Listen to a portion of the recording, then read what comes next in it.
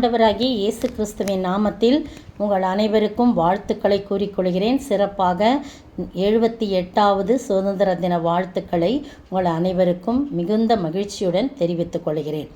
இன்றைய மன்னா, அவன் தரையிலே விழுந்தான். அப்பொழுது சவுலே, சவுலே, நீ ஏன் துன்பப்படுத்துகிறாய் என்று தன்னுடனே சொல்லுகிற ஒரு சத்தத்தை கேட்டான்.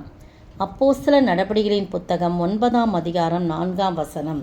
இந்த நாளிலும் கூட சவுல் என்பவன் கர்த்தருடைய சீஷர்களை பயமுறுத்தி அடிமைப்படுத்தி கொலை செய்யும்படி சீரி பிரதான ஆசாரிடத்திற்கு போனான் என்று சொல்லி முதல் வசனம் சொல்லப்பட்டிருக்கு.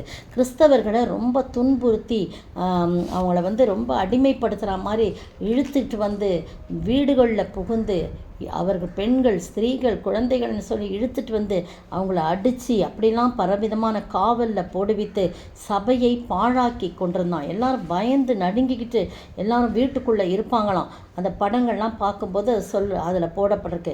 வீட்டு கதவை தட்டி இழுத்துட்டு வர்றதெல்லாம், அதெல்லாம் 8ஆம் அதிகாரத்தில் பாருங்கள், 3ஆம் வசனத்தில் சவுல் வீடுகள் தோறும் நுழைந்து புருஷரையும் ஸ்திரீகளையும் இழுத்து கொண்டு போய் காவலில் போடுவித்து சபையை பாழாக்கி கொண்டிருந்தான்னு சொல்ல. சிதறி போனவர்கள் எங்கும் திரிந்து சுவிசேஷ வசனத்தை பிரசங்கித்தார்கள். அப்படி சிதறி போனாலும் என்ன பண்ணுறாங்க, அவங்க ஆண்டவருடைய சுவிசேஷத்தை சொல்கிறதுக்கு வாஞ்சியாக இருக்கிறாங்க. சொன்னாங்க. ஸ்தேவானை கொலை பண்ணுறதுக்கும் இந்த சவுல் தான் ரொம்ப காரணமாக இருந்தார். இப்படி ஆண்டவருடைய வார்த்தைகளை சொல்ல முடியாத ஆண்டவருக்காக நம்ம எழும்பி நிற்கும்போது அவர்களை ரொம்ப துன்புறுத்தி கிட்டத்தட்ட ஒரு அடிமை வாழ்வு போல தான் கிறிஸ்தவ மக்களை ரொம்ப துன்புறுத்தி கொண்டான். இப்போவும் பார்த்திங்கன்னா சவுல் 9ஆம் அதிகாரத்தில் இந்த மார்க்கத்தாராகிய புருஷரையாகிலும் ஸ்திரீகளையாகிலும் நான் கண்டுபிடித்தால் அவர்களை கட்டி எருசலேமுக்கு கொண்டு வரும்படி தமஸ்குவுள்ள ஜெப ஆலயங்களுக்கு நிருபங்களை கேட்டு வாங்கினான். தைரியமாக அவன் என்ன பண்ணுறான், இந்த மாதிரி ஸ்திரீகளையோ புருஷரையோ நான் பார்த்தா இந்த மார்க்கத்தில் உள்ளவர்கள் ஆண்டவருடைய பிள்ளைகளை துன்புறுத்தி கட்டி அவங்கள நான் இழுத்துட்டு வர்றதுக்கு எனக்கு பர்மிஷன் கொடுக்கும்படி ஜெப ஆலயத்தில் உள்ள ஜெப ஆலயங்களுக்கு நிருபங்களை கேட்டு வாங்கினான். சீறி கொண்டிருந்தான். பிரதான ஆசாரிடத்துல போய் அவங்ககிட்ட பெர்மிஷன் லெட்டரு வாங்குகிறான்.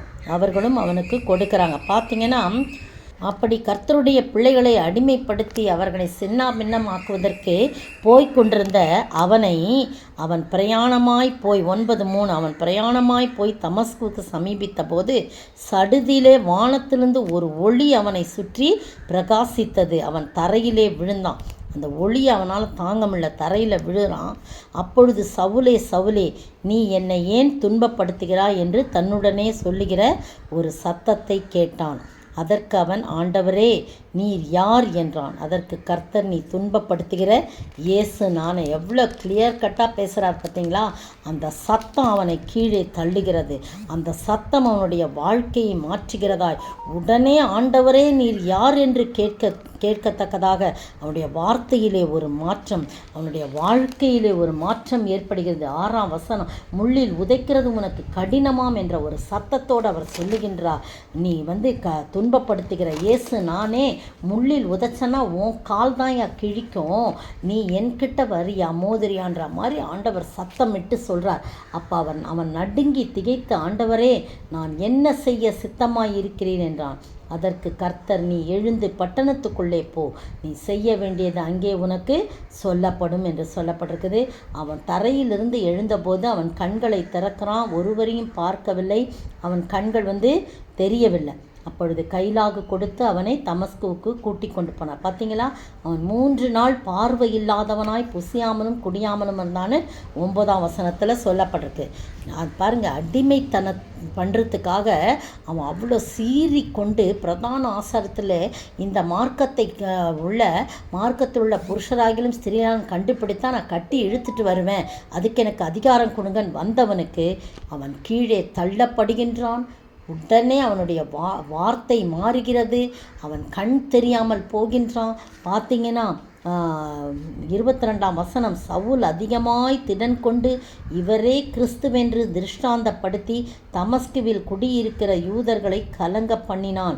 எல்லாரும் பார்க்குறாங்க, என்ன இது ஆச்சரியமாக இருக்குது, இவன் தானே கிறிஸ்துவை பின்பற்றவங்களெல்லாம் துன்புறுத்தினான், அடிமைப்படுத்தின மாதிரி வச்சுருந்தான். ஆனால் இவன் இப்போ கிறிஸ்து தான் தேவனுடைய குமாரன் என்று ஆலயத்தில் பிரசங்கிக்கிறானே 20ஆம் வசனத்தில், திடன் கொண்டு திருஷ்டாந்தமாய் சொல்கிறானே அப்படின்னு எல்லாரும் பார்த்து ஆச்சரியப்படுறாங்க. உங்களுடைய வாழ்க்கையிலும் என்னுடைய வாழ்க்கையிலும் கர்த்தருடைய சத்தம் சவுலுடைய வாழ்க்கையை மாற்றியது பிரியமானவர்களே. அதை தான் அங்கே சொல்லப்படுது. அவருடைய வார்த்தை மாறியது, அவருடைய வாழ்க்கை மாறியது. அவருடைய சத்தத்தினாலே எல்லாமே அப்படியே உள்டா தலைக்கீழாக மாறிவிடுகிறது. அந்த காரியங்கள்லாம் பாருங்கள் எவ்வளோ ஆச்சரியமாக இருக்குது. இன்றைக்கும் கூட விடுதலை பெற்று சுதந்திரம் பெற்று 78 ஆண்டுகள் நாம் காணுகின்றோம். இன்னும் முழுமையான சுதந்திரம் நாம் பெற்றிருக்கிறோமா என்று கேட்டால் இல்லை என்று தான் சொல்ல முடியும். மனுஷரை அடிமைப்படுத்தி வைத்து கொண்டு தான் இருக்கிறார்கள். ஜாதியின் பெயரால், செல்வத்தின் பெயரால், படிப்பின் பெயரால், அதிகாரத்தின் பெயரால் சில பேரை அடிமைப்படுத்தி வைத்திருக்கிறார்கள். ஆனால் கர்த்தருடைய சத்தம் அங்கே முழங்கும் என்றால் எவ்வளவு அதிகாரம் படைத்தவர்களும் கீழே விழுவார்கள், கீழே தள்ளப்படுவார்கள். அந்த ஒளியின் மூலமாக கர்த்தர் சந்திக்கிறார், சத்தத்தின் மூலமாக அவனுடைய வாழ்க்கையை மாற்றுகிறார். நீங்களோ நானோ எந்த காரியத்தில் அடிமைப்பட்டு கிடக்கிறோமோ பயப்பட வேண்டாம். கர்த்தரின் சத்தம் எல்லா காரியத்தையும் மாறி போக பண்ணும். அவர் ரெண்டை மட்டும் நம்ம நெருங்கி நம்மை தாழ்த்தி ஒப்பு கொடுக்கும்போது நிச்சயமாய் கர்த்தர் நம்மை ஆசீர்வதித்து உயர்த்துகிறவராய் இருக்கிறார். வாழ்க்கையை மாற்றுவார். நம்முடைய வாழ்க்கையை மட்டுமல்ல, நமக்கு எதிராக வருகின்றவருடைய வாழ்க்கையை மாற்றி நமக்கு சாதகமாக மாற்றி தருவார். அவருடைய சத்தத்தின் மகத்துவத்தை உணர்ந்து வாழ ஆண்டவர் தாமே கிருபை செய்வாராக. ஆமென். ஆனந்தம் எனக்கு கிடைத்தது, என் வாழ்க்கையே மாறினது, என் உள்ளத்தில் இயேசு வந்தார், என் வாழ்க்கையின் ராஜாவானார். ஆனந்தம் எனக்கு கிடைத்தது, என் வாழ்க்கையே மாறினது. ஸ்தோத்திரிக்கிற ஆண்டவரே, துதிக்கிற ராஜா. அப்போஸ்தலனாகிய பவுல் சவுலாய் இருந்தபோது எப்படி உம்முடைய சத்தத்தின் மூலமாக உடைய வாழ்க்கை மாறியது கர்த்தாவே, எல்லாமே ஆண்டவரே சாதகமாய் மாறியது. அதுபோல் எங்களுடைய வாழ்க்கையிலும் காணப்படுகின்ற எல்லா அடிமைத்தனத்தின் காரியங்கள்லாம், எங்களை அடிமைப்படுத்தி இருக்கும் பாவங்கள், அது மட்டும் இல்லை மற்றவர்கள் எங்களை பல காரியங்களுக்கு ஆண்டவரே பயமுறுத்தி பல காரியங்களை அடிமைப்படுத்தி வைத்திருப்பான்னு சொன்னால் உம்முடைய சத்தத்தின் மூலம் எல்லாவற்றையும் விடுதலை பண்ணி ஒரு கர்த்தாவே சந்தோஷமான ஒரு வாழ்வு வாழ நீதாமே கிருபை செய்வ செபிக்கிறோம். ஆசீர்வதிங்க, காத்துக்கொள்ளுங்க. இயேசுவின் நாமத்தில் பிதாவே, ஆமீன். நேற்றைய பதில், அவரை குத்தினவர்களும் அவரை காண்பார்கள், பூமியின் கோத்திரத்தார் எல்லாரும் அவரை பார்த்து புலம்புவார்கள். வெளிப்படுத்தின விசேஷம் 1ஆம் அதிகாரம் வசனம் 7 பின்பகுதி. இன்றைய கேள்வி, யோவான் அவரை கண்டபோது யாரை போல எங்கே விழுந்தான்? யோவான் அவரை கண்டபோது யாரை போல எங்கே விழுந்தார்?